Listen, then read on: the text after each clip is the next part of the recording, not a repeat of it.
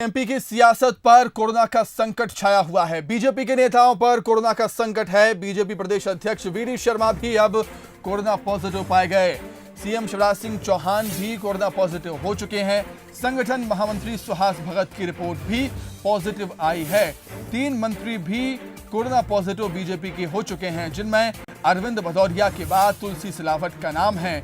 राज्य मंत्री राम खेलावन पटेल की रिपोर्ट भी पॉजिटिव आई है। बीजेपी और कांग्रेस के 8 विधायक भी संक्रमित हो चुके हैं। तो लगातार अब राजनेताओं को ये वायरस अपनी चपेट में ले रहा है। मध्य प्रदेश में हम देख रहे हैं लगातार नेता, विधायक, जनप्रतिनिधि इस वायरस की चपेट में आ रहे हैं।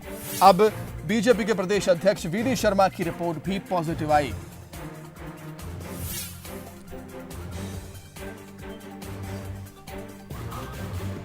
तो चलिए, अधिक जानकारी के लिए, अधिक चर्चा के लिए हम सीधे रुख करेंगे हमारे विशेष संवाददाता जुगल किशोर शर्मा का। जुगल, हम देख रहे हैं, हम देखते ही हैं कि संकट की इस घड़ी में जनप्रतिनिधि जनता के बीच जाते हैं और अपनी समस्याओं को लेकर लोग उनके पास जाते हैं। शायद यही वजह है कि राजनेताओं में, जनप्रतिनिधियों में वायरस अब फैल रहा है।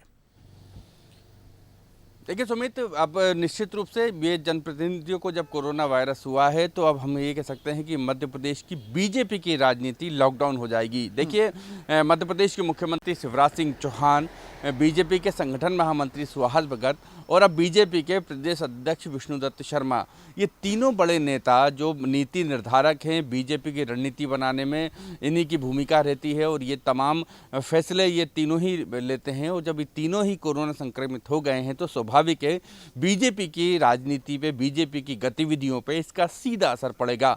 अगर हम आगामी प्लान की बात करें तो उपचुनाव सबसे पहला मुद्दा है। जो उपचुनाव में बीजेपी लगातार तैयारियों में जुटी हुई थी। अलग अलग प्रकोष्ठों की और मोर्चा की बैठक हो चुकी थी।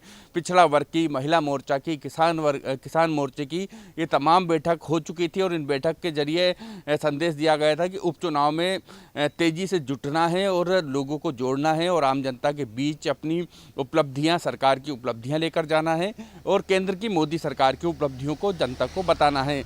तो एक अभियान बीजेपी ने उपचुनाव को लेकर छेड़ा था और उस अभियान में कहीं ना कहीं ब्रेक जरूर लग जाएगा, क्योंकि ये तीनों दिग्गज नेता जो नीति निर्धारक हैं, जो रणनीति बनाने में माहिर हैं और जो फैसले लेते हैं, ये तीनों ही नेता अब कोरोना पॉजिटिव पाए गए हैं। तो स्वाभाविक है बीजेपी की जो गतिविधियां हैं उसमें कुछ हद तक अंकुश लगेगा। इसके अलावा विष्णुदत्त शर्मा की एक नई टीम की भी चर्चा थी कि नई टीम विष्णुदत्त शर्मा की जल्द ही सामने आने वाली है, यानी कि 5 साल बाद बीजेपी की कार्यकारिणी समिति की घोषणा होने वाली थी। लेकिन अब लगता है कि मुख्यमंत्री शिवराज सिंह चौहान और सुहास भगत और वीडी शर्मा तीनों के कोरोना पॉजिटिव आने के बाद ये लगता है कि कार्य समिति की जो घोषणा है वो फिलहाल टल जाएगी और अभी जल्द ही कार्य समिति की घोषणा नहीं होगी। तो निश्चित रूप से कामकाज पे बहुत गहरा इसका असर होगा।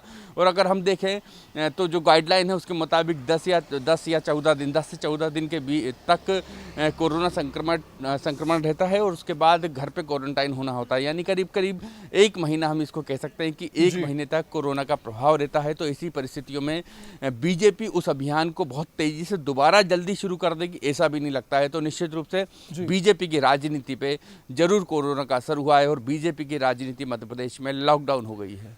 जुगल, आपका बहुत शुक्रिया तमाम बातचीत के लिए। तो हम जिस तरीके से देख रहे हैं, बीजेपी के वरिष्ठ नेता और संगठन से जुड़े हुए लोग भी पॉजिटिव हो रहे हैं, इस वायरस की चपेट में आ रहे हैं। तो आगामी जो बीजेपी के कार्यक्रम है, राजनीतिक कार्यक्रम, उस पर असर पड़ेगा ही और कोरोना वायरस की वजह से अब बीजेपी की राजनीति भी लॉक होती हुई नजर आ रही है मध्य प्रदेश में।